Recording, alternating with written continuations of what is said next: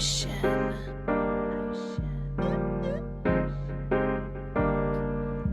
feel like a locomotive, sipping, drinking Arizona. Mixtape just around the corner, did a lot in California. Can't wait to drop this on you. Yeah, they gon' have fun with that. Smash like Songam, and my songs gon' break through like a running back. Hello and welcome back to the podcast that is always up to speed with Formula One. It is Thursday, November 24th, 2022. Happy Thanksgiving to one and all, and especially those of you your Thanksgiving with us. Mr. Hamilton, night, sir.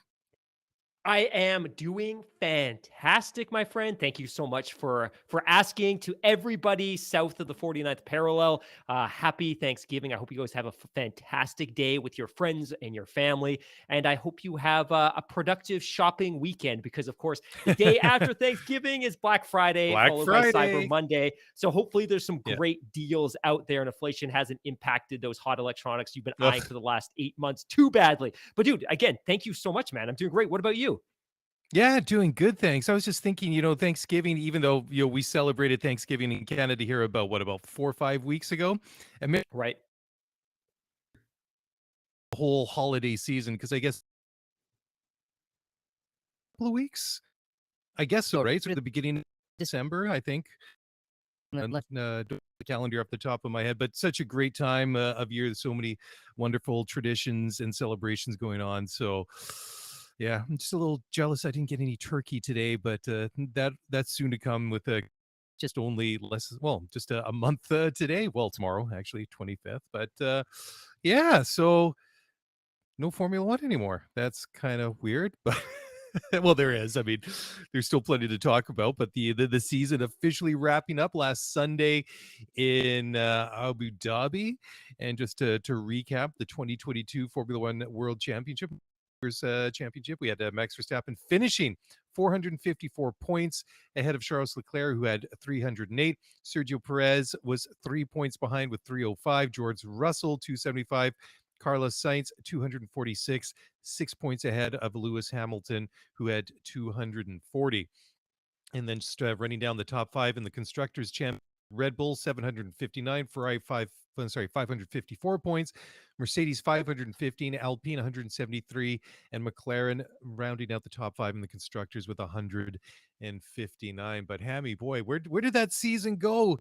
It feels like it went really, really quick. But when I kind of was going back and kind of going down one by one and just reflecting back on the season, what that was, and some other like personal events and things that coincided with races throughout the season, I was kind of like, wow, some of those things seemed like a really, really long time ago now. Go back to like March or April or May of this year.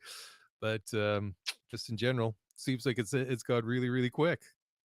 Definitely. And I think one of the things I should mention before I kind of delve into one of my lengthy preambles is one of the things that makes us special relative to a lot of the other Formula One podcasts out there is we will be here at least once a week, every week between now and winter testing. Yep. We are not going anywhere. If you want to break from us, too bad. We will be dropping our Friday news show, and we've got a ton of exciting stuff coming up as well, including the fact that we're going to be doing our very first off-topic show this coming Sunday, probably dropping Monday or Tuesday, which should be a lot of fun. And we've had tons of questions and feedback from the audience. So if you just want to learn a little bit more about us and some of our passions and interests and things like that, you can definitely tune into that. But it was an interesting championship, I think, in a couple of ways, that it was always going to be intriguing from the jump simply because we had a new set of regulations and we had some driver changes. Last year, though, it's kind of set the bar for anticipation and climax and suspension that the season was never going to be able to hit. And,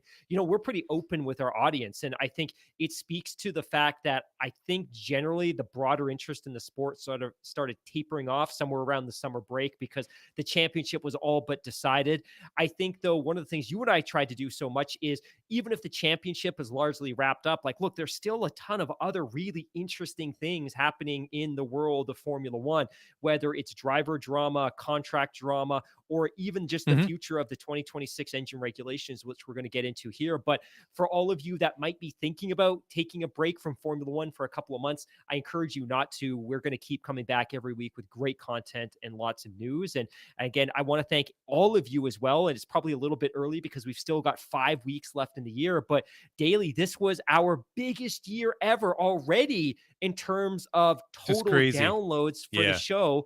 And we can keep building on that. So to everybody that is listening and has listened, and thank you for all the support, because it means the world to both of us. Absolutely.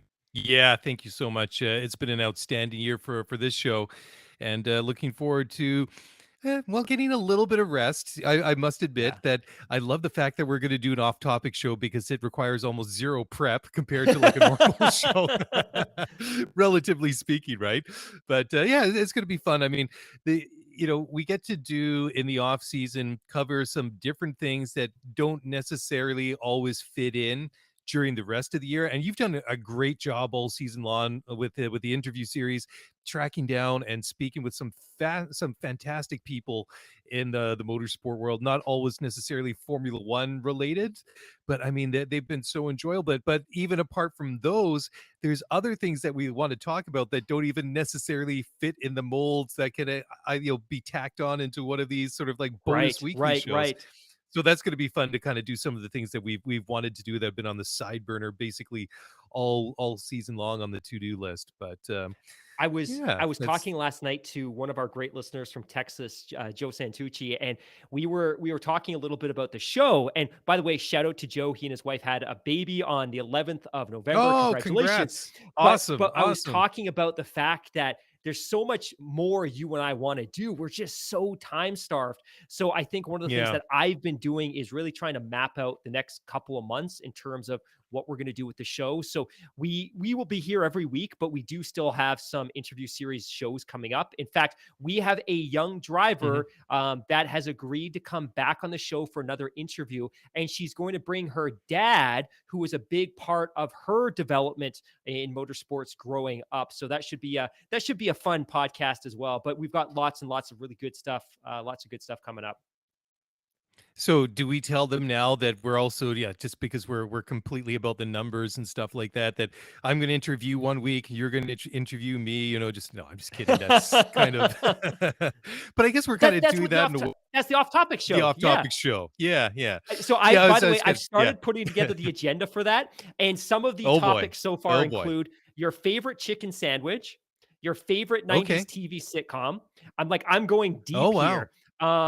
Your most hilarious moment with one of your children. So people are going to learn a lot about us, and it'll probably also help illustrate just how old we are relative to much of our audience. But my friend, I have people that have been asking that 90s sitcom one. Go on. I'm thinking about that one already, just to go off topic. So obvious. Oh, I mean, there's so many we could do with that, but you know what? I'm gonna stop it right there, and I'm gonna tease everyone about people that. have to come. You have to listen. Up for that one. You have to come back. Yeah.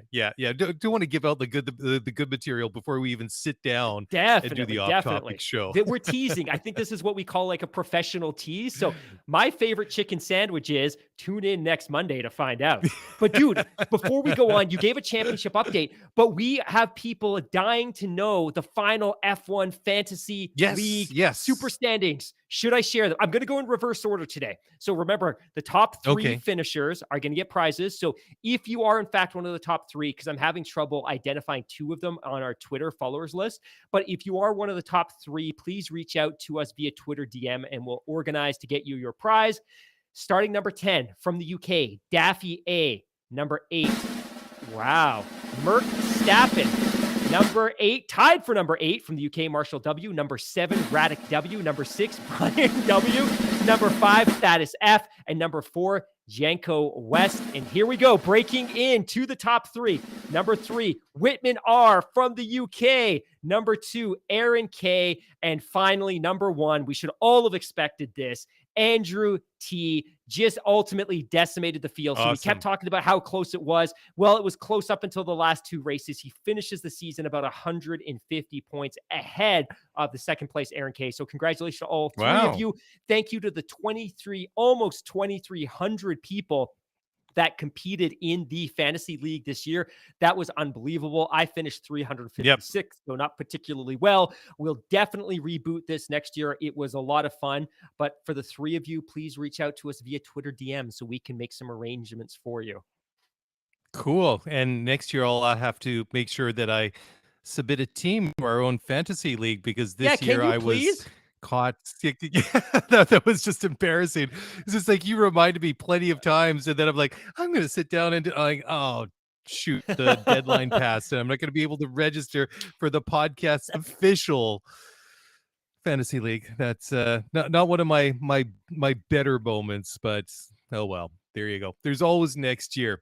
Okay, moving right along then.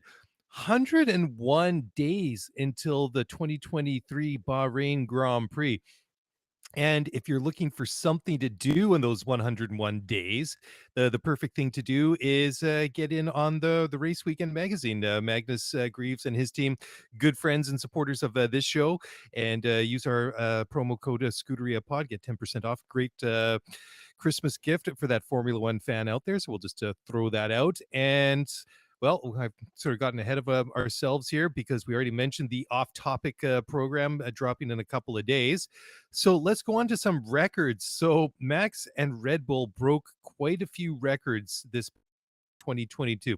So most wins by a driver in a season, Max was 15. You remember back in the day when there was like 16 races in a season? Yeah, That's it just wasn't that insane. long ago. It wasn't that long ago. Relatively, right? Yeah, that's insane. So most points by a driver in a championship with Max's 454. Largest points deficit overturned to become champion. Max Verstappen again with 46. Wins from the most different grid slots in a year, 7. Most wins in a season outside of pole position, 9. And most consecutive finishes in the top 2, Red Bull, who had 19. Wow, that's crazy. Those are some mind-blowing Mercedes style stats. So it's going to be really, really interesting next year. What with them having that, the penalty imposed on it for the cost cap overspend, plus the Right. Yeah, of automatic course. reduction in all the testing and development that they can do in general, and the fact that we've kind of seen Mercedes and Ferrari at different times during the year, they've kind of had some glimpses. So going into 2023, get another 1 year with these new cars under our belt, it could become a very, very, very interesting season in 2023. By the way, shout out to motorsport.com for those statistics, and also from motorsports.com, despite the fact that Red Bull absolutely racked up. I think it's not raked, it's racked up. Is that what you say? Racked up? Despite the fact that they racked up a ton of great records and accomplishments this year, there were some that got away. So here's a couple of they just missed. The biggest championship winning margin, the record is 155 points. That was Sebastian Vettel over Fernando Alonso in that incredibly dominant 2013 season. Of course, this year, Max beat Charles Leclerc by 146 points, who just missed that record by 9 points. The most wins in a year by a constructor, the record for wins was 19 wins of 21 races. That was Mercedes in that 2016 season. Of course, that battle between Nico Rosberg and Lewis Hamilton. This year, of course, like you just said, they scored 17 wins in 22 races. And then most points in a year by a constructor.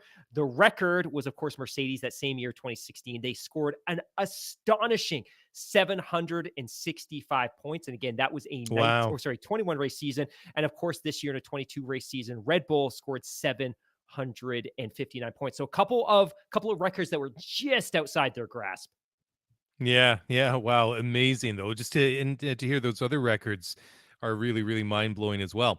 So before we get into some of the news tonight, let's just, now that the dust is sort of started to settle after the end of the season, and silly season is officially over until, basically 3 days from now, it'll boot up again for next year, who's going where and who's out of contract and all that fun stuff.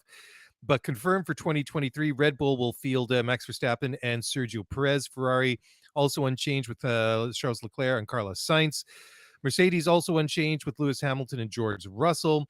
Over at McLaren, you're going to have Lando Norris and Oscar Piastri, who's sliding in to replace Danny Ricciardo. Over at Alfa Romeo, still the same with Valtteri Bottas and Guan Yu Zhou. And then Pierre Gasly and Esteban Ocon, new pairing at Alpine. And then over at AlphaTauri, Nick DeFries will partner Yuki Tsunoda, so another new pairing there. Another new pair of drivers is the journeymen of Kevin Magnussen and Nico Hulkenberg at Haas. Then Fernando Alonso will partner up with Lance Stroll at Aston Martin. And then finally, Logan Sargent will partner up with Alex Albon over at Williams. And So we'll a lot talk a of new little bit about Logan faces. Sargent later in this Yes. podcast. Awesome. So another interesting little bit of news to filter out via Adam Stern.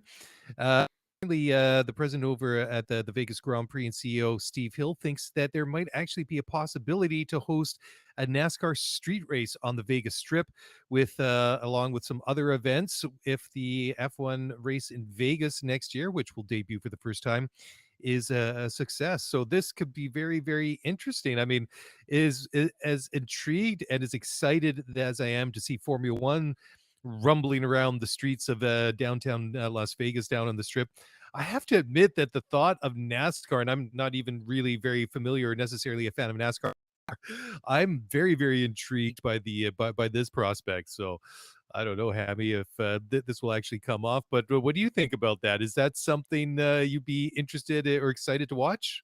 Yeah, very much so. I think NASCAR is doing some interesting things to broaden its appeal. And I don't know if you saw, but they ran an exhibition earlier this year in the LA Coliseum, which is just incredible. But I think expanding their scope, getting into new markets, and experimenting with more road courses is something that they're looking to broaden their appeal. And of course, we've talked earlier this year. And of course, when we had Amber Belkin on the show, we talked about all of the things that they're doing to diversify their audience and diversify the folks that are getting in the car to drive those stock cars around the track and around the street. So yeah, kudos to NASCAR because they're being very, very creative and they're trying to find ways to broaden their appeal and grow their sport, which is really cool to see.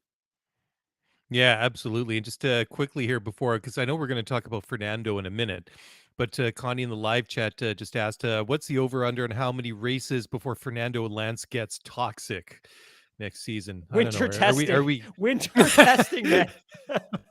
I was going to say that, but I thought even by my standards that was too overly cynical. Oh, But you stole the words I have literally right out of my mouth. I have some thoughts about Fernando and Stroll, but we're going to talk about Fernando a little bit later, so I'll save them for then. Save it for then. Okay, just to kind of wipe the slate clean here, then according to Joe Pompliano, the average Formula One race this past season had 1.21 million viewers in the U.S., which is a new viewership record. In 2020, that was 607K. 21 was 949,000 per race. And then this year was 1.21 million, which is just amazing. So compare that to NASCAR. Average race viewership of the USA is 3 million. Indy is 1.3, and that 1.3 million, pardon me. And that includes the Indy 500. So very, very interesting there. Yeah, just to So add now, the reason, and I'll go add on, to that real quick too, because I thought I did a little bit more half-assed internet research on this one, but American races are super important. So the average was 1.21. Miami drew 2.6. Canada drew 1.4. COTA drew 1.6. And Mexico drew, I think, somewhere in the range of 1.2 million. So that number is impressive because almost all Formula One races are in Europe or Asia or the Middle East, which aren't even remotely in a North American time zone. So the fact that they average 1.2 million races when there's only 5 races currently in the continent is pretty impressive, right? Like NASCAR 3 million, that's great, but every single race happens in one of the 3 North American time zones. So that's a pretty impressive number, and it continues to grow. Yeah, absolutely.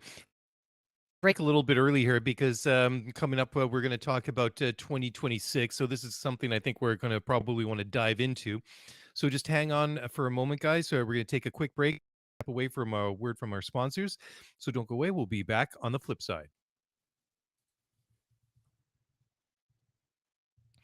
All right, welcome back. And it is time to talk about,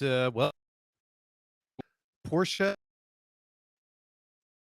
We had a deadline passed just about over a month ago with for new registrants for the new engine formula coming in 2026. So at the Abu Dhabi Grand Prix, FIA President Mohammed bin Sulayem proudly announced, quote, 2 more have signed and others will follow. And So Mercedes and Red Bull powertrains confirmed a day later that they are on board for 2026. So there was a second registration deadline that expired on November 15th. And Bin Sulayem said, yeah, it's kind of a deadline, but that this deadline date is somewhat fluid and moving. So, it is a complex set of rules that all the potential entries and all the teams and the manufacturers have to study carefully. Renault's been looking at it. Alpine boss Laurent Rossi announced that Renault will be signing up in the next couple of weeks after they have some legal questions clarified. So Ferrari isn't quite there just yet. Maranello said that they see the need for renegotiations, not only some of the financial issues, but also the increased entry fee and the price of customer engines. Ferrari is worried about whether or not the FIA can actually fairly control the budget cap for everyone, and how newcomers will be preferred, and what status Red Bull powertrains will get if Red Bull's new engine factory joins forces or partners up with another engine manufacturer at some point. So RB Powertrains is about 90% certain to be joining up at some point. So it's interesting though, because Ferrari wants to know, for example, what happens if RB Powertrains has some sort of partnership or some sort of, or just gets together with Honda in 2026, and what's going on there. So Honda is expected to be signing up for this new engine formula from 2026. And, this is, interesting to see what's going to happen, because, I mean, they've sort of been out and in and then out and in again. Anyways, there's also a bit of a rumor that that Ford might be partnering up with Red Bull. So, Hammy, this is kind of, I know you love all this sort of stuff. So why don't you pick it up from here? Yeah, first of all, shout out to you. The fact that you're reading and translating a story from a German magazine on the fly is pretty impressive. So shout out to Michael Schmidt at AMUS for this. But yeah, so we had a deadline, just like you spoke to. Originally it was October and it got bumped to November. And any manufacturer that was intending to provide or to produce power units for the 2026 season, which is when the new engine regulations come in, they had to commit by a certain deadline. And just like you said, the FIA, Liberty are super fluid and they're super flexible on this, because it behooves them to get as many manufacturers in as possible. And what we know so far is Audi was the first to commit, Mercedes committed, Red Bull powertrains committed, Renault is about to commit, and Ferrari's kind of teetering because they want to kind of dot their I's and cross their T's. But what's expected now is that Honda is absolutely going to commit to the 2026 power unit formula. There is not an immediate association to a team. We know that they probably will not partner with Red Bull powertrains, which is remarkable because, of course, they're going to continue to supply Red Bull powertrains, with engines right until the end of the 2025 season. But Honda, it looks like, will be coming back to F1. So at the end of 2020, you and I were sitting here, we were crying, we were weeping that Honda was leaving the sport. Here they are, on the verge of recommitting to Formula One for the 2026 season, when, of course, we're going to have highly electrified engines and engines that run solely on synthetic fuel. So that is incredible. Now, the intriguing part about this, of course, is not that Honda's coming back, and there's no expectation that they're going to come back as a manufacturer, although, of course, that's always possible. But the expectation is that they're going to come back as a supplier to a team and possibly partner with one of the existing teams on the grid in a works partnership. So when you look at the teams that are currently being supplied engines from another manufacturer, of course, you have Haas, who's getting their power unit from Ferrari. That relationship's not about to change. We know Sauber is now a partner and will be the works team for Audi, so that's not a good fit.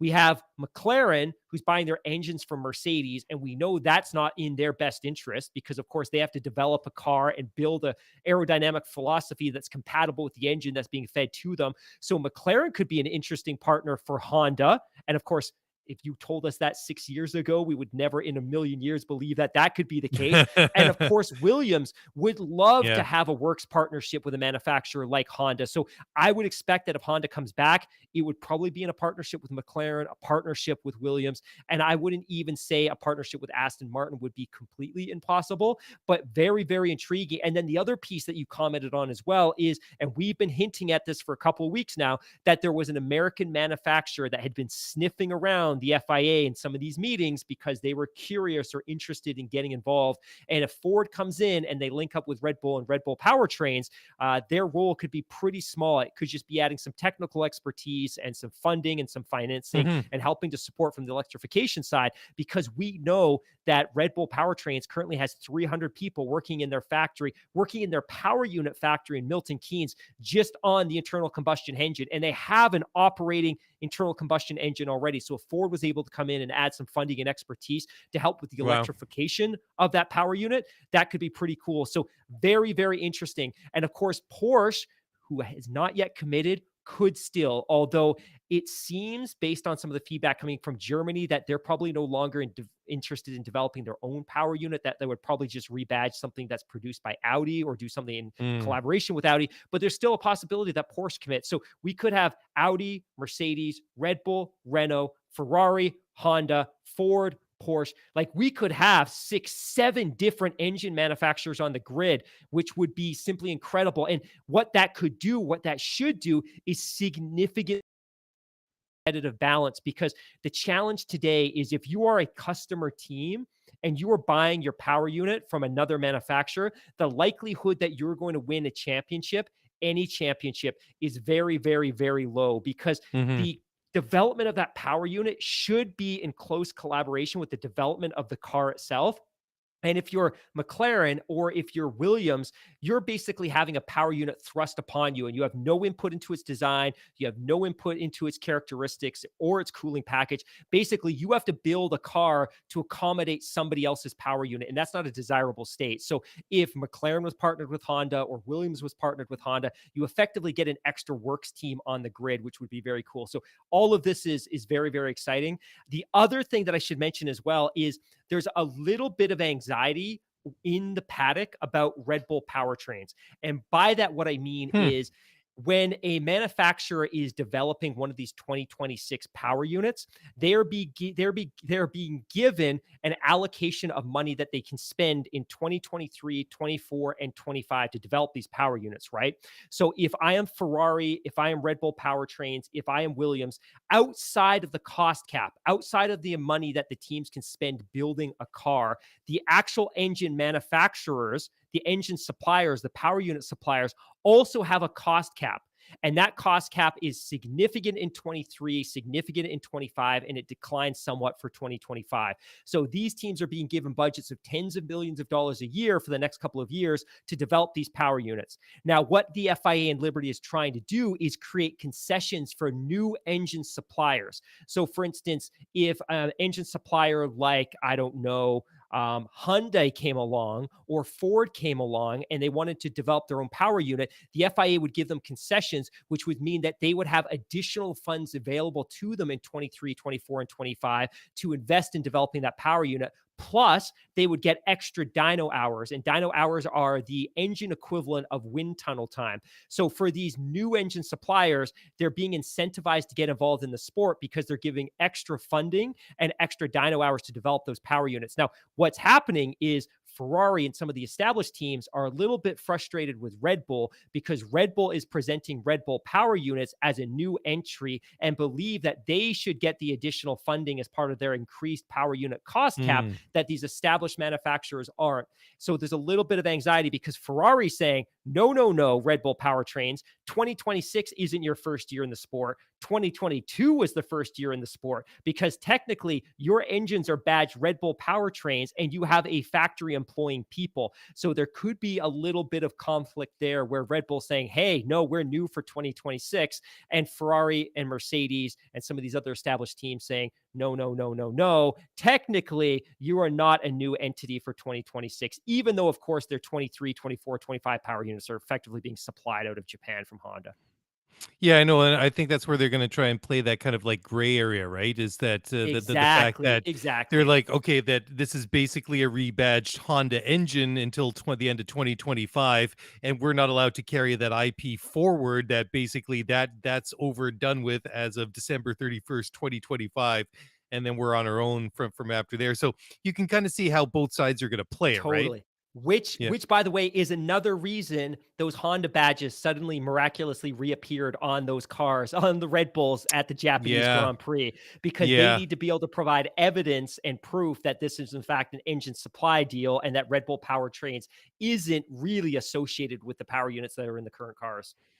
Well, I mean that's nothing new. I mean, a couple of years ago they had Renault engines rebadged as Tag Heuer, right? And I Of mean this course. is it, yeah. And this has been something that's been done in Formula One for a very very long time. So, be interesting to see how that unfolds. But interesting to see what perhaps Ford might do. I mean, I know like you were saying that it just might be sort of like a little bit of technical support here and there, but be interesting to see if they could, if they wanted to scale it up from there.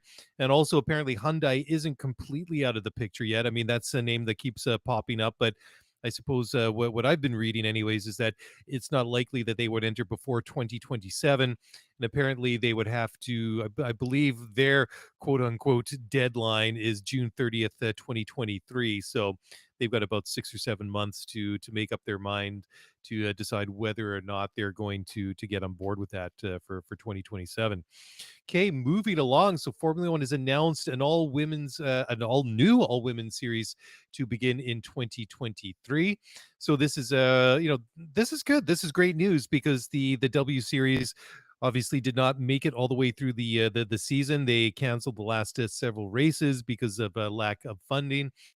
And I think this is great news. So they've officially announced the formation of a new all women series, which will begin in 2023. The F1 Academy will be run and financially backed by the sport's new owners, Formula One management, with the intent of helping more young women progress in motor racing and ultimately into Formula One. So the new championship will have 5 teams. Each team will have 3 drivers, and that will be run by existing competitors in the existing F1 feeder series, so Formula 2 and Formula 3. And the calendar will be 7 races with 3 races at each event. And the calendar has not been confirmed, but it'll be expected to include at least one event coinciding with a Formula One weekend. So Formula One CEO Stefano Domenicali had to say, quote, everyone should have the opportunity to follow their dreams and achieve their potential. And Formula One wants to ensure that we're doing everything we can to create greater diversity and roots into this incredible sport. End quote. So there you go. So they've also announced that the new series will be using the Tata's T421 chassis with a turbocharged engine, 165 horsepower, and the combination equivalent to those used in Formula 4 championships across Europe. Very, very cool. Hammy, Yeah, what do you this is think? I mean, fantastic. yeah, absolutely, Yeah, and right? it's funny because clearly this would have been in the works a month or two ago when you and I were sitting here bemoaning the fact that the W Series season Yep. collapsed because of the lack of financial resources. So this is good. Now, just to be ultra clear, this is not designed to compete with. It is not designed to replace the W Series. It is designed to complement the W Series. So we talk about the W Series effectively representing, say, from a machinery perspective, an F3 quality championship. Like you just mentioned, these will be 165 horsepower turbocharged cars that would be better, I would say, better compared to a Formula 4 car. But what this series is designed to do is fill in that gap between karting and the W Series, or karting and F3. And I think this has generally been identified as one of the biggest gaps in the development of young women when it comes to open wheel racing, that sometimes they're very competitive in karting, but there's nowhere for them to go from there, or there are less opportunities. Even the W Series is a huge jump from karting. So this is designed to identify talented young women and give them the opportunity to compete in a partially subsidized series. So it looks like the actual cost per racer is about $300,000 a year.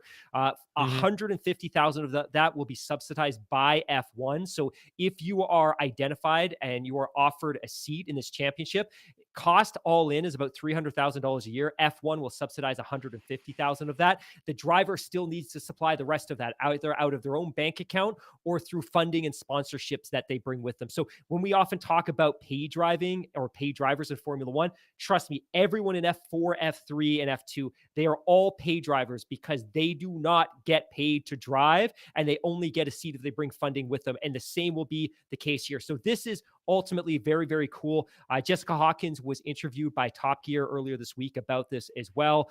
She is extremely optimistic, not only about the return of W Series, but she believes that this is going to be a terrific championship, and it will be a great step in helping to get a woman into a position where she can compete in Formula One, which is really, really cool. Yeah, and Jessica Hawkins, of course, a guest on this program earlier this summer. So very cool. Okay, so moving along to Red Bull, they have now officially confirmed that Daniel Ricciardo will return to the team for next year in the role of a reserve driver or third driver, whatever you want to call it.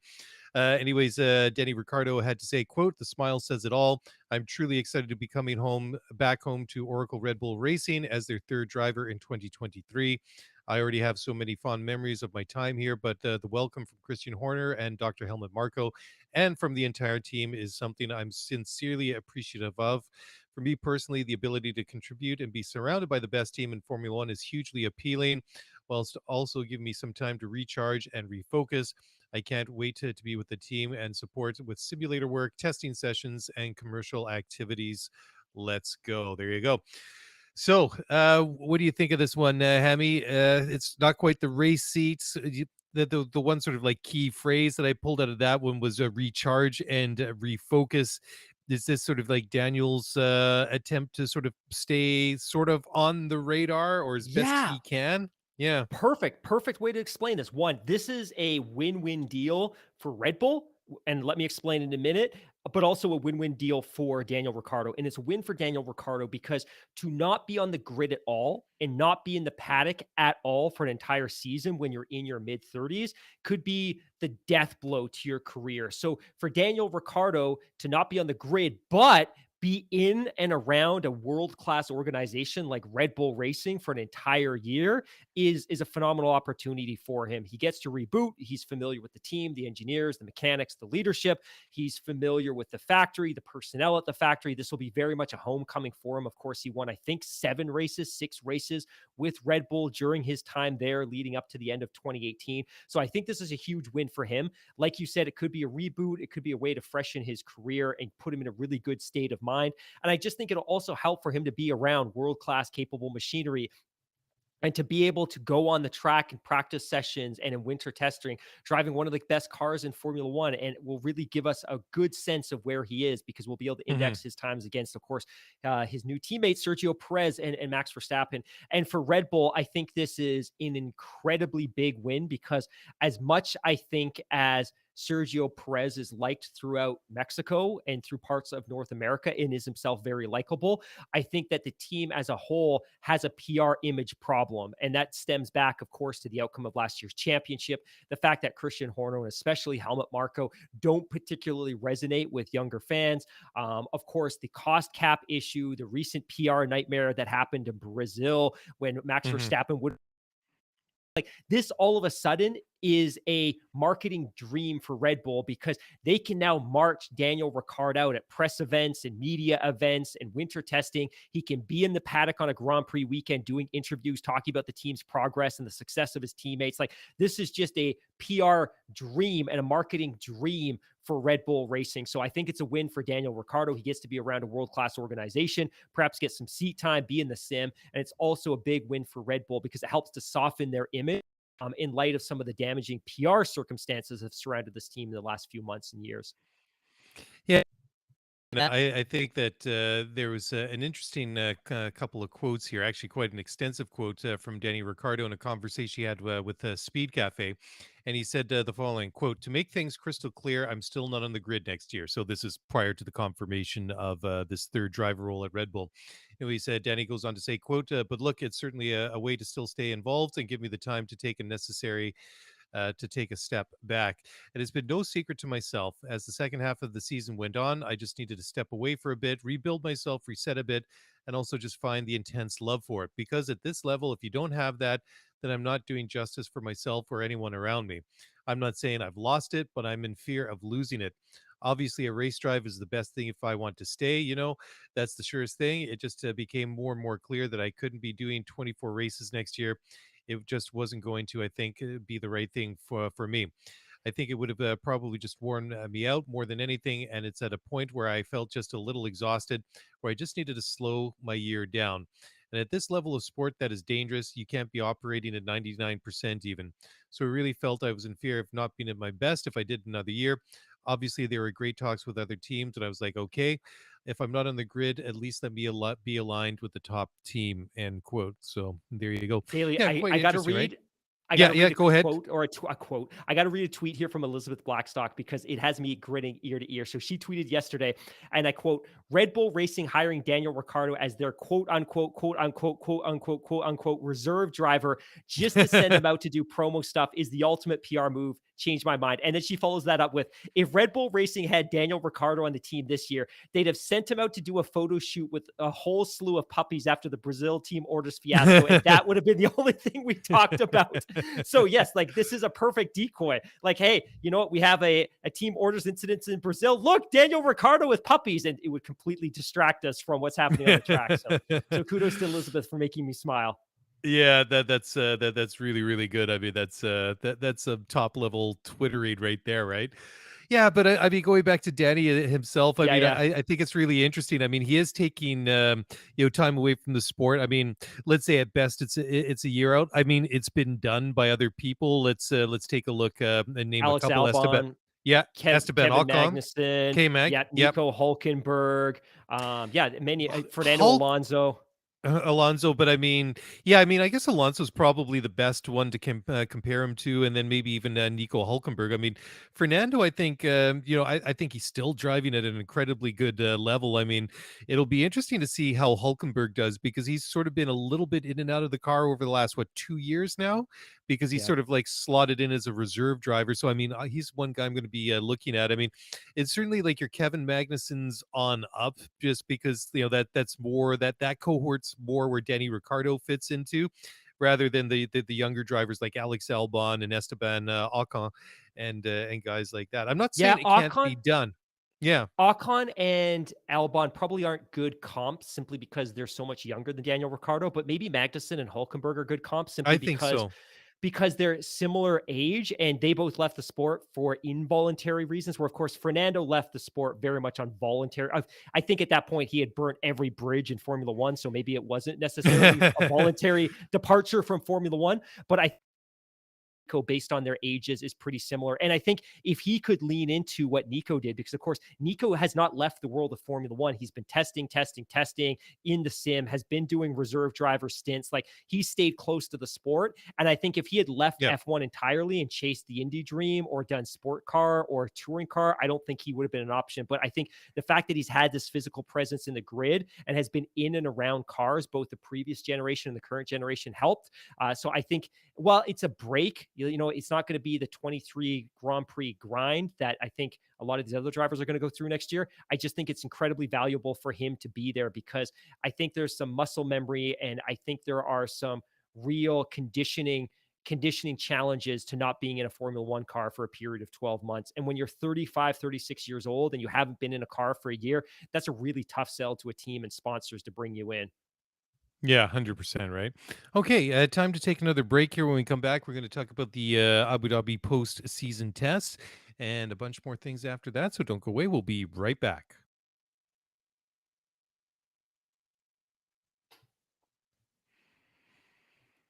Okay, welcome back. So yes, after the season finished up last weekend, there was a little bit of testing at Yas Marina.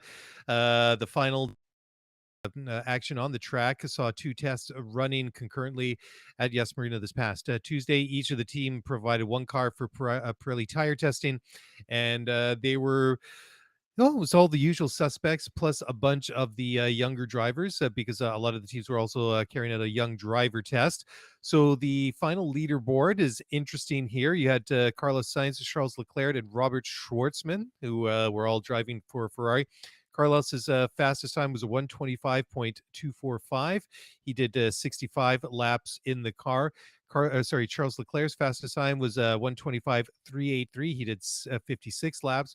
And then Robert Schwartzman, this is impressive, a 125.4. and he did a total of 116 laps. And then you had Pierre Gasly for Alpine, Max Verstappen, Alex Albon, and Logan Sargent, both lapping in the high 125s or the low 126s. Nick de Vries lapping in the low 126s. Nick putting in 151 laps. That is a very, very impressive amount of miles that he logged. And I think just going through the charts here, it looks like Nick de Vries put in more work than anyone else. But you look, there's some of the other young drivers. You had Liam Lawson. Put in a 126.281 in the Red Bull. Jack Doohan in the Alpine, a 126.297. And a name that we're looking at for next year, Oscar Piastri said a 126.340, so about 1.1 seconds off the fastest time from Charles Leclerc. You had Felipe Drugovich in the Aston Martin, the young Brazilian, logging a 126.595. So pretty interesting stuff. Lewis Hamilton, his fastest time was 126.75. George Russell, he was second slowest with 127.240. So there you go. This is testing. I don't think you need to get too concerned at Lewis's time or George's time. And this is very much to test tire compounds and things like that for 2023. My biggest takeaway Anything from that this, Yeah, I was just going yeah, to my ask you what my popped off the biggest sheet for you, takeaway Hammy. my biggest takeaway from this was the fact that Fernando Alonso was out there driving an Aston Martin, but because he's Yes. technically still on loan from Alpine, because he's technically not an Aston Martin driver yet, he Hmm. did his testing in a deliveried Aston Martin. So a blank canvas, a beautiful, stunningly pearl green Aston Martin without any advertising on it. So if you get the chance and you want to go and check it out, I would encourage you to do so. And it was Nice. reminiscent of the fact that back in 2006, when he was still under contract to Renault after the season was concluded and he won the championship for Renault, he actually did the same thing, testing for McLaren while still under contract to Renault. And he did so in a McLaren that was bare of advertising and sponsorship. So that was pretty cool to see. And the only other big thing in here is, like you said, like it's not, I think the key thing here for drivers is simply get the reps and put in as many laps as possible. The teams want the data. The drivers want the data. The drivers need the reps, especially a lot of these young drivers that are coming into the championship next year for the first time. But the other thing that I thought was really interesting was just seeing some of these drivers out there for the first time, looking at their feedback regarding the 2023 Pirelli compounds, because of course the compounds are going to be a little bit different next year. But yeah, otherwise, a couple of days of winter testing.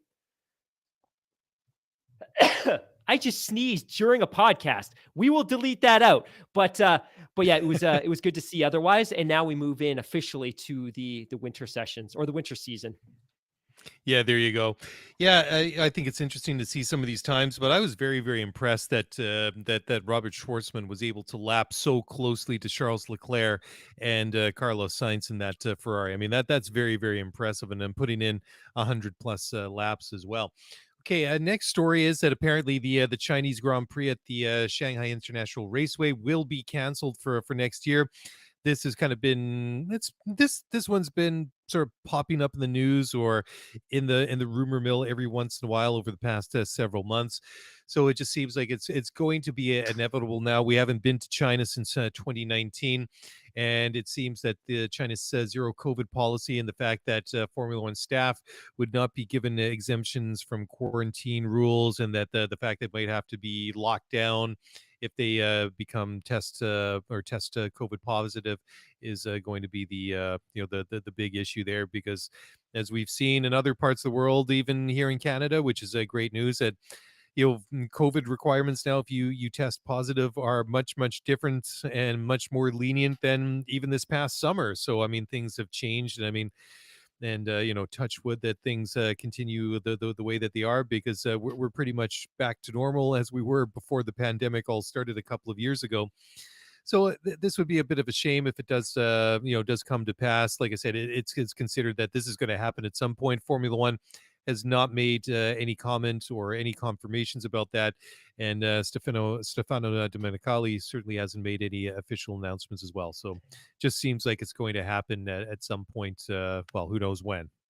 Yeah, it's reported as well that F1 does not plan to backfill this race, that they will not be replacing it, which means as it stands, there will be a 4-week break between the Australian Grand Prix and Baku, because of course that's the way the calendar had kind of initially been laid out. So there'll be a Mm. significant break. It sounds like, or at least it's being reported, that Formula One has approached the Baku race organizers and asked them to bring that race forward a week to reduce some of the time off between the two championships, or between the two Grand Prix.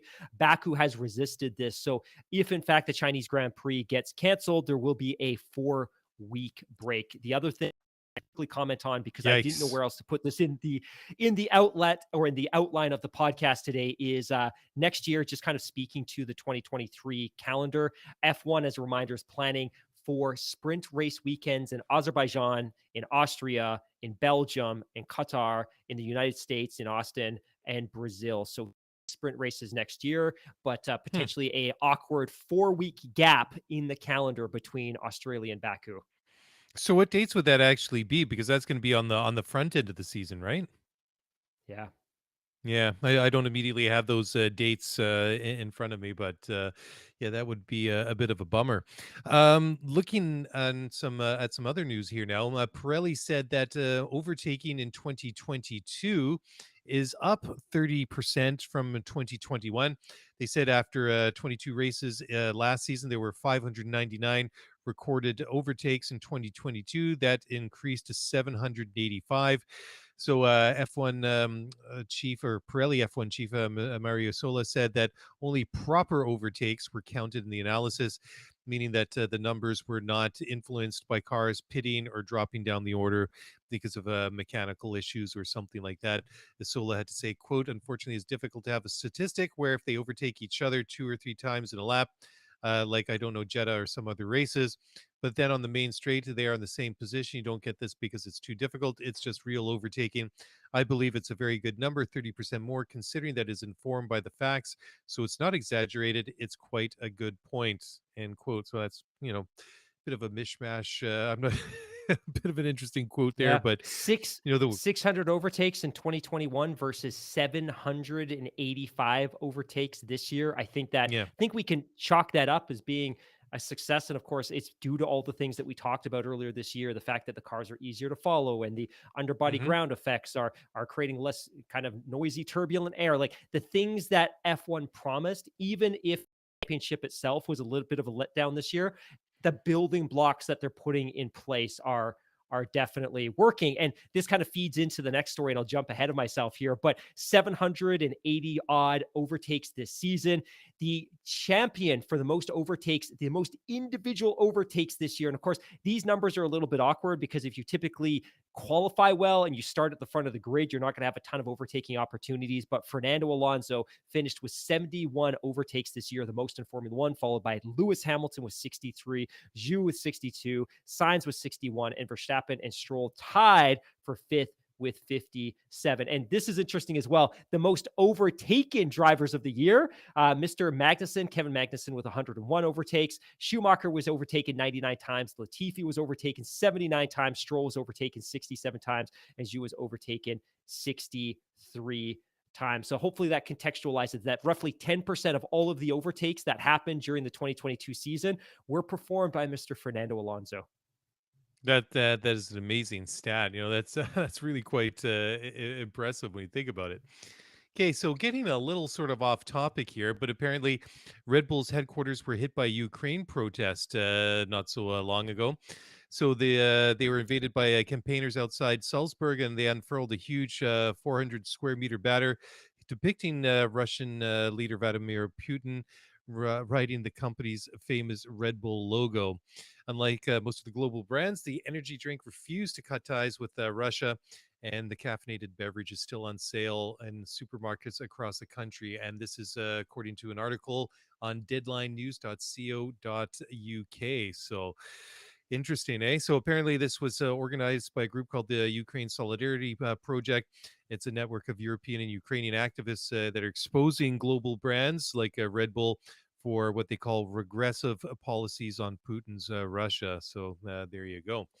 I didn't actually realize, my friend, because of course I think we're all very sensitive to which global brands are continuing to do business in Russia after the invasion of Ukraine earlier this year. But I was Yeah. pretty surprised and very disappointed to learn that Red Bull is still very much selling their product in that country, which to me is a non-starter. And I don't mean to make this super political, but it's just really disappointing when so many global brands like Pepsi and Coca-Cola and McDonald's and Burger King and Subway and virtually every automotive manufacturer, including Mercedes, who has just exited the Russian car maker after selling off the bulk of its assets, that so many of these global brands could so quickly exit and make a statement to Vladimir Putin, the Russian government, that, hey, you know what, invading and trying to occupy a completely sovereign neighboring state is unacceptable. It's just really disappointing that Red Bull continues to do business in this country. And this protest that you speak to, which had that gigantic 400 square meter banner with Putin riding the Red Bull with the slogan that said "Red Bull gives Putin wings."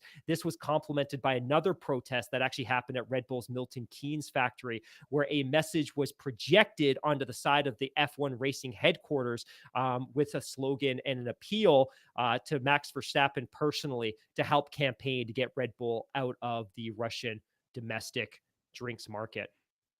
Yeah, there you go. I did get a to throw this into the show outline, so I can't speak 100% to the accuracy, but I thought I read something a little bit earlier today that Mercedes is thinking of completely removing their cars from sale in Yeah. Russia. So Yeah, yeah, they're one of the that's few that amazing. still remains. They're one of the few that still remains. So most international global auto manufacturers have exited and sold off their assets. It's a little bit trickier, I think, for automotive brands to just pack up and go, because if you're a drinks producer, you literally have a one-time relationship with your consumer, right? They give a store $1 and the store gives them your beverage and you sell the beverage to the stores. But when you're selling automobiles, there are lifetime contracts associated with warranties and service agreements. And of course, there's also Hmm. financial obligations that typically, if you're a big time auto manufacturer, you provide some sort of financing arrangements for consumers Yeah. as well. So I think it's been a little bit more complicated. But as of, I think, October 26th, Mercedes has officially exited the Russian car market, or has almost completely exited the Russian car maker or car market, following other brands such as Nissan and Mazda and many, many others. Uh, Amazing. So let's go now, and this is always fun to talk about driver salaries. So this is courtesy of Forbes.com. And they do kind of have a caveat at the end of this article where they do state that very few of the Formula One drivers' salaries are publicly available. So they generated their on-track compensation estimates in collaboration with one of their contributors, Caroline Reed of the Formula Money. So these estimates are based on a number of things, including financial documents, legal filings, and press leaks, as well as conversations with industry insiders, and are rounded up or down to the nearest million. So coming in at number one is no surprise here, the two-time world champion Max Verstappen at 60 million. Lewis Hamilton number two with at 55 million. Then a big drop off after Max and Lewis. Then third is Fernando at 30 million, Sergio Perez 26 million, Charles Leclerc 23 million. And then a bit of a drop off again after Charles. Sebastian Vettel is took home $17 million, as did Danny Ricciardo. Carlos Sainz, 15 million. And then rounding out in ninth and 10th, Lando Norris took home $11 million this past year. And then George Russell, fitting that he's at number 10, considering he brought home a $10 million salary this past year. Hammy, thoughts on that? I guess it's no real surprise that who's at the top, but I must admit I was a bit surprised to see Fernando at $30 billion at Alpine this past year. That was a bit of a wow moment for me. That was to me as well, my friend. Like, when I look at this list, I'm not surprised to see former world champions making a lot of money, but Fernando, Sure. of course, on the wrong side of 40 and kind of racking up Grand Prix after Grand Prix to still be making tens of millions of dollars is is pretty remarkable. And it's funny too, because in hindsight, it might make more sense now why the Alpine board was somewhat reluctant to commit to a 40-plus-year-old driver with a deal worth tens of millions of dollars per year, especially when Lawrence Stroll was willing to make that commitment over a multi-year agreement. Kind of makes sense. But again, especially in Formula One, all the power to these drivers for negotiating as much possible money as they can. We know these teams are absolutely swimming in sponsorship money and prize money from the Constructors' Championship. I would rather see the drivers earn this money than anybody else. They are literally the ones on the track risking their life and limb every single practice session, every single qualifying session, and Yep. every single Grand Prix. So it's great to see that they can monetize this experience as well. And kudos to Max Verstappen, two-time world champion. Salary, like you said, $40 million with bonuses of $20 million. And of course, Lewis Hamilton, once again, in the top two, the top three at $55 million. And you and I have talked about the fact that, look, Lewis Hamilton's going to continue to earn $50+ million a year for as long as he wants to commit to Formula One. So when we talk about him staying for another 3 or 4 or 5 years, that could be $250 million in race earnings, not to mention the associated sponsorships.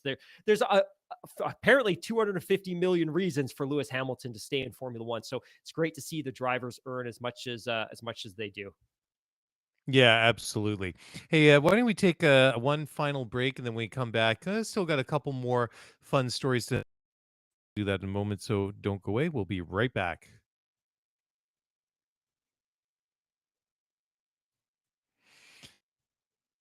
Still a couple more things to talk about this week, but before we wrap it up, first one is a quote from Alpine team principal Otmar Safnauer, who said, quote, "I'm happy that our driver pairing with Esteban and Pierre is better than it would have been if we would have won that case."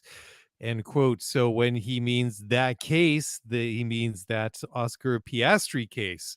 So that's a kind of an interesting quote.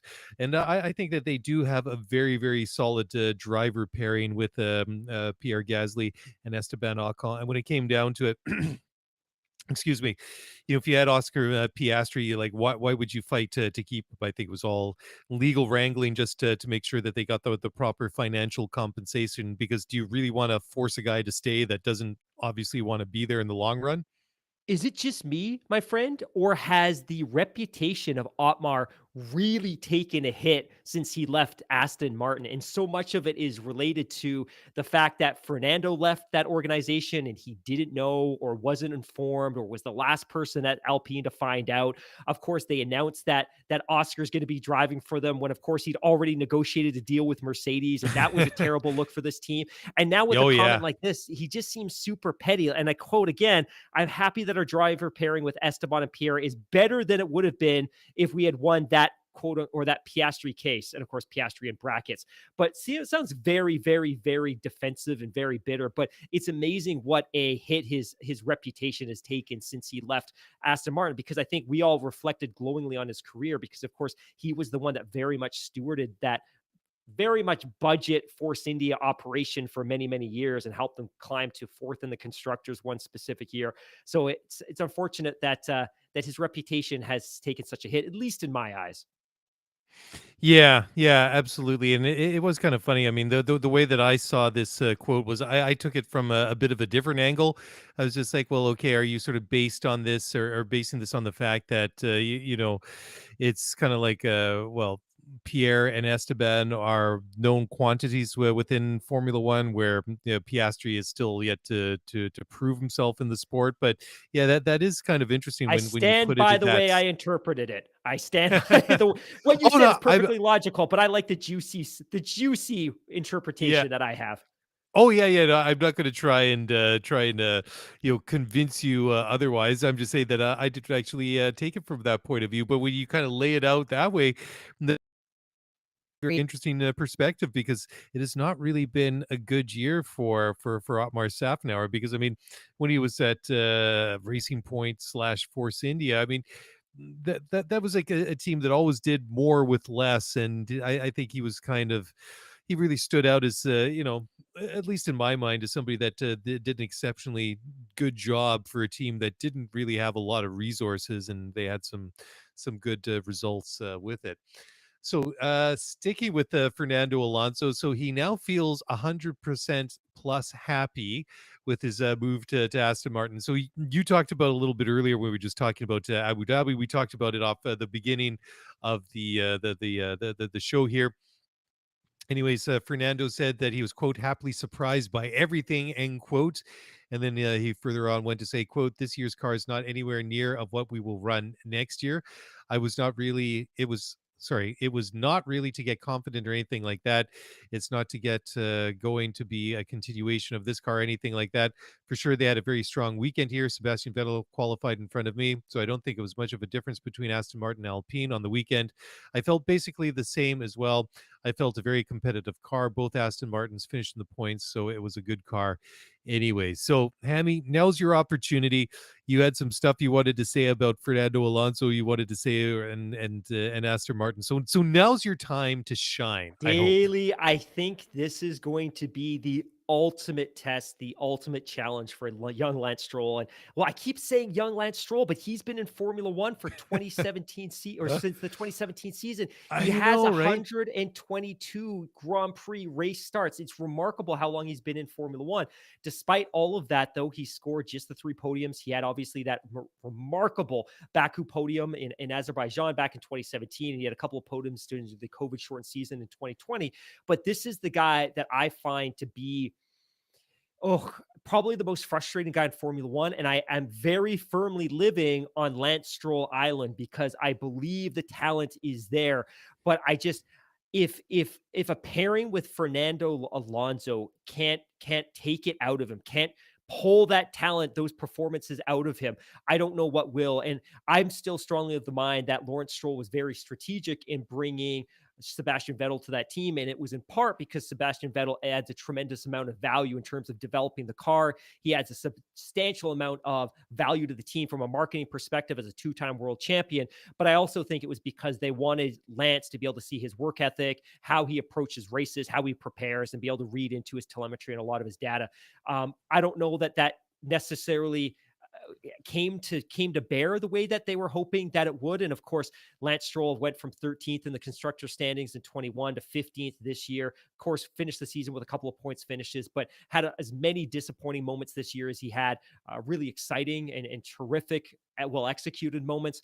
But I feel like pairing him with Fernando Alonso is either going to bring the best out of Lance Stroll or possibly put us in a position where we're talking about how much runway does Lance Stroll have left in Formula One after the 2023 championship, because I have every reason to believe that Fernando Alonso will wring every ounce of performance out of that 2023 Aston Martin. And you and I have been buying, not literally, but you and I have been buying so much Aston Martin stock for the last 2 years, partly because we're mesmerized by the beauty of that green, that British racing green Aston Martin, but also because I think we buy into what Lawrence Stroll is doing with that project, which is investing tens or hundreds of millions of dollars into the factory and the team and investing.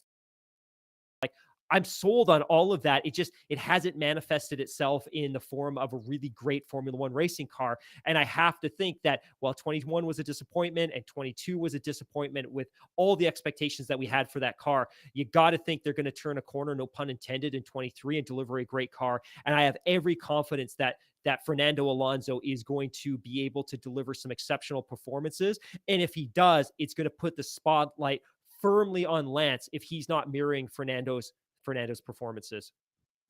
Yeah, it is going to be an interesting dynamic to watch with that team in 2023. Fernando and Lance obviously at very, very different points in their career, and Lance has had the benefit of being with this team now for more than a couple of years, and has kind of seen this car evolve, and it's just going to be. It's going to be interesting to watch because Fernando doesn't have a great track record of getting along well with his teammates, and if anybody's going to be in it for the long haul at this team, it's going to be Lance compared to Fernando, right? And it's just it kind of goes back to that the comment from Connie earlier, and she was saying what's the over on under before the relationship between Lance and Fernando goes toxic, and you were like winter testing it. I mean that's only like half joking, right? I mean, I think there's a lot of seriousness in that comment. Okay. Couple more things we wanted to talk on. So another one is an article from the race.com, and this is 5 reasons Williams had given Logan Sargent in F1. The first one is, and the first two are driver related because they lost out on Oscar Piastri and Nick de Vries. The third one was Williams wanting to back their own. So this is basically promoting one of their own drivers. And then he's got a big, upside on and off the track. So let's start with the first two. They lost out on Oscar Piastri, and then Nick de Vries went to Alpha Tauri. So do you think that well, where do you think compared to Piastri and De Vries, where do you think Logan Sargent sort of falls into that picture? Is it just because he was the basically the last person left standing after those other two, and kind of that kind of he was, I guess, wouldn't want to say forced into the spotlight, but it was just kind of in the spotlight for Yeah. them because he was the Yeah, only yeah, one yeah. left, right? It's kind of a case of musical chairs, and ultimately he was Right. the Yeah. last driver standing. And like you said, this team Williams had designs and intentions of bringing Piastri in. That was always the plan because the assumption was, or the expectation was, that Alpine was going to re-sign Fernando Alonso, and of course that all went topsy-turvy as soon as Fernando signed with Aston Martin. And then, of course, the assumption at that point was De Vries, who was a Mercedes reserve driver and actually did a stint, that remarkable stint in the Williams car at Monza. The assumption was that he was going to get the ride. And of course, he caught the attention of Red Bull, and Red Bull was able to put a really attractive offer in front of him to go to Alpha Tauri. So Hmm. suddenly those two drivers were no longer options. Now, the reality is Logan Sargent is an American driver. So this could be hugely beneficial to Williams from a marketing perspective. And it's going to be incredibly exciting to see how receptive the American audience is to an American driver who doesn't have the cachet as somebody like Colton Herta, because Colton Herta is a household name in the United States because he's been winning at a high level. Yeah. Logan has been working away as a member of the Williams Driver Academy. He competed in Formula 3. He finished third in the championship in 2020, the year Oscar Piastri won the F3 championship. He finished fourth in the Formula 2 championship. So Williams always had intentions to mold him into a driver that would be equipped to drive a Williams Formula 1 racing car. So this shouldn't be totally surprising. And it's good to see an academy rewarding a young driver. Interestingly, Exactly. Yeah. this occurred to me earlier today as well. He is now the third successive young North American driver that this team has picked up that comes from a billionaire family, because of course Lance Stroll went there in 2017, billionaire family. Of course, Nicholas Latifi went there in 2020, billionaire family, and Logan Sargent himself comes from a billionaire family. And his older brother Dalton, is also a known quantity in the world of motorsports because he's competed in some stock car championships, not in the last couple of years, but he has competed professionally in stock car championships. So all of that aside, he's done his reps in the lower formulas. He competed well in Formula 3. He competed well in Formula 2. I think ideally, if given the choice, I think Williams would like to have seen him have another year, another 20 races in Formula 2. That said, it wasn't an option and they had a need. Go for it, because it could make this team really attractive to American sponsors to have a young American driver in that seat. Yeah, that's interesting because I really didn't know too much about Logan Sargent, and I had no idea what the about his background. But it's interesting, like you're saying that this sort of like billionaire connection has kind of like really popped up between Williams and some of these drivers. Especially, I mean, now it's even more irrelevant than it was in the past, right? Because you have the cost cap, and like you were saying earlier, especially like in the lower formulas like Formula 2, Formula 3, they're all Yeah, and essentially. I don't Sorry, know. go ahead. Yeah, I don't know if he's bringing funding. Like when Lance Stroll was Williams, that was a pay driver role. His dad brought a ton of funding to that team. When Nicholas Latifi was with that team, his dad brought a ton of funding to that team. With Logan Sargent, I'm not totally convinced that Logan Sargent is bringing any funding to that team. And I think given the fact that he's actually come through their driver academy, I think he's very much there on merit, because like you and I have talked about so much, my friend, the era of paid drivers at the Formula 1 level is just irrelevant now, because with the cost cap, there's just so much more parity when it comes to funding the Formula One operations. That if you're only Mhm. $150 million out of pocket for the bulk of your expenses, you don't need to rely on a kind of a subpar, less than stellar Formula One driver just because they're bringing 20 or $30 million of funding. Like, that's just not something that's relevant anymore. And if you're picking a driver based on them bringing funding, then you're just making a bad business and bad sporting decision. Yeah, interesting, right? And then the final point written by the author of this article, Scott Mitchell Malm, is that he's got big upsides on the track, both on the track and off it.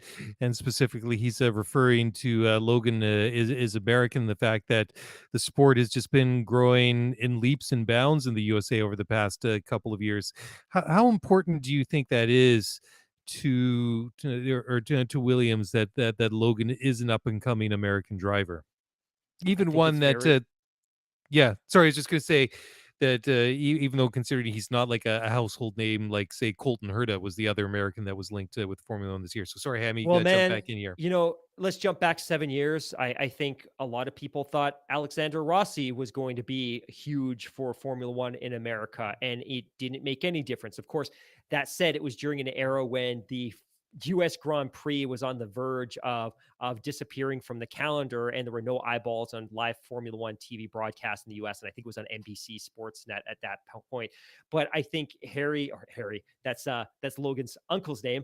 I think Logan's entering at the right time. But I'm still not convinced that for Formula One to succeed in the United States, it needs an American driver at all. I think it's nice to have Hmm. one, but I think it's also important that that young driver show flashes of brilliance and be put in a situation where he successful. And Logan's a talented young driver for sure. I think we very much need to treat this year as his, I don't know, sophomore year of Formula Two, because he only had that 1 year of reps in Formula Two.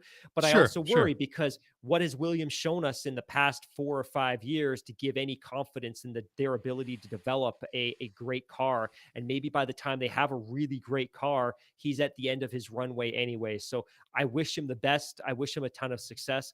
And I do believe for Williams, which remember, Dorilton is an American based firm, right? That this is a company that has deep pocketed American owners, even if they've not chosen to exercise their credit card with great regularity. I think it will be important for them, and it will help them broaden their appeal marketing wise in the United States. Yeah. Yeah, it'll be interesting, right? But I'm excited anytime you see like a new young driver coming into the sport, regardless where they're from. There's a couple of exceptions to that, but certainly interested to see what Logan will do in and out of the car. So finally, there's you put this one in. So there was a bit of a Twitter thread here from Mika Schumacher, now the former Haas driver. Anyways, let me just read this whole thread out. So Mick had to say the 2022 season has come to an end. And with that, a chapter as well. I want to take this moment to thank everyone at Haas F1 for all their hard work over the last 2 years. I've been able to meet incredible people and build friendships that I will cherish for life. But I also want to thank you guys out there, my followers, friends, and obviously family, for supporting me through thick and thin. You motivate me day in and day out to push further and to be a better person than I was yesterday.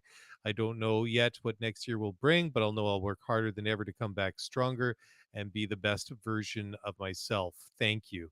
So there you go. So you've added in here to the show notes. Talk about incredibly awkward moment of MSC being scolded for doing donuts.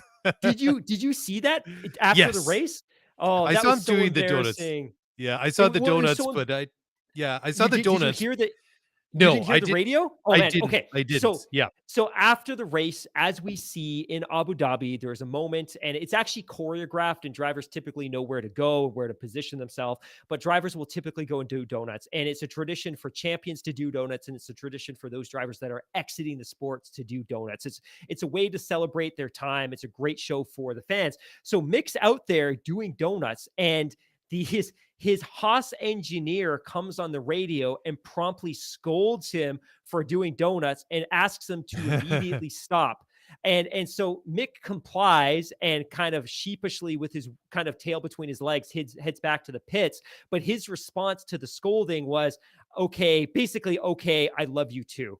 So it was a very unceremonious way for him to end his 2-year journey with Haas. And it was funny. Haas received so much heat because of this. The fact that they couldn't let him enjoy potentially his final moments in a Formula One car without getting on the radio and blasting him in public. They came out later with some technical explanations for the fact that, hey, you know what? In the event that you're doing donuts, there's always the danger that in a moment of inattention, concentration is lacking. There could be strain on the gearbox. There could be strain on the clutch. There could be damage to the car, blah, blah, blah, blah, blah. Ultimately, it just showed that Haas are ultimately massive cheapskates, and they couldn't let Mick enjoy his final moments in a Haas Formula One car for fear that he was going to damage the gearbox or the transmission, which is total BS. So it was unfortunate to see. Mick, we're going to miss you. You're a great kid. And I think on behalf of the Skid Area F1 podcast, we would love to see you in F1 again with a much more competitive car and a team that knows how to nurture a young driver with a great racing pedigree. Yeah, I mean, it seems kind of funny for them to be scolding him and saying all those things about like the strain on the car, the gearbox, the engine. Is like who cares? These cars are now irrelevant, yeah, dude, right? That's exactly the thing. Like none of this is going to be carried over to next year. What are they trying to preserve? Yeah, I don't know. Are they going to try and like take this car apart and like start using something on it? Like I don't know, like strips of tape or some some screws or something. The bolts. The bolts. Yeah, they're literally harvesting the screws for use next year. Scraping the stickers off the side threads of are good the on side this pods. screw. Save it for 23. Yeah. Oh my goodness, there you go. All right, Hammy, I think that's about all we got for this week. So on behalf of myself and Mr. Mark Hamilton, thank you for a wonderful season. Like Mark said off the top of the show, the off topic show is coming on Sunday or Monday.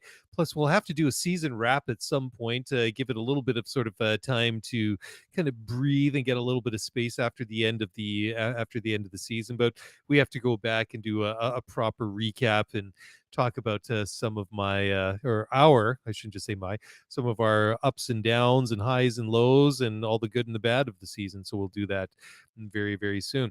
And as Mark always says, but I'm not going to give him a chance this week, if you could leave us a 5-star rating review on Apple Podcasts, Spotify, etc., that really does make a world of difference. Oh, you're going to jump in. One thing. So you did a great job. But Steve in the live chat just made a really great point, and he says that they, being Haas, might have needed that car for winter testing. And as I understand it, Haas didn't in fact have any spare transmissions or clutches with them. I believe I might be wrong. So they were in fact possibly trying to preserve the car because they didn't have any spare parts or didn't want to spend the money on the spare parts that would have been necessary to fix it if he had broken it. So again, still shame on Haas, but Steve makes a really great point. He does, yeah. But Totally. we'll still bash them for being spoil sports. So there's that. That's just how 100%. we're rolling this week. Anyways, again, thank you all to one and all for listening to the show. If you want to get in touch, do so on Twitter at ScooteryF1Pod or send us an email, scooteryf1pod@gmail.com. Everyone in the live chat, thank you for hanging out, and we'll see you guys again in a couple of days. And again, last moments of Thanksgiving, enjoy that, enjoy Black Friday, enjoy all the leftovers, and we'll talk to you again in a couple of days.